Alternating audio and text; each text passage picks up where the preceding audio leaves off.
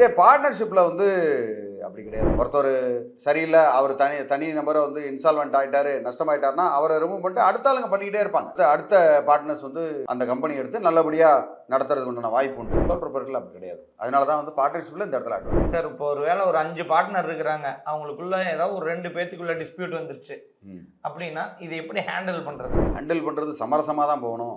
ஒருத்தர் வந்து மேலே ஏறும்போது இன்னொருத்தர் காலை பிடிச்சி இழுத்தாருன்னா என்ன ஆகும்? டிஸ்பியூட் தான். கண்டிப்பாக பார்ட்னர்ஷிப்பில் அது ஜோராக பேரலைஸ் ஆயிரும். முடக்குவாதம் அந்த மாதிரி ஒரு இடத்துல உட்காந்துட வேண்டியதான். அது மாதிரி ஒரு டிஸ்பியூட் வந்ததுன்னா அதுலேருந்து மரியாதையாக யார் டிஸ்பியூட் பண்ணுறாங்களோ, இல்லை யாராவது ஐயோ டிஸ்பியூட் வருதுன்னா யார் ஒருத்தங்க சண்டை போடுறாங்க வெளியே விலகி போகிறது ரொம்ப நல்லது. விலகாமல் அதுக்குள்ளேயே உட்காந்துருந்தாங்கன்னா அதுக்குள்ளேயே 10 வருஷம் 15 வருஷம் சண்டை போட்டுக்கிட்டே இருப்பாங்க. ஓகே, பிஸ்னஸ் வளராது. கடைசியில் சிவில் டிஸ்பியூட்டில் அவங்க பிள்ளை குட்டிங்க ப்ராப்ளம் வந்து சிவில் டிஸ்பியூட்டில் தான் போய் நிற்கும்.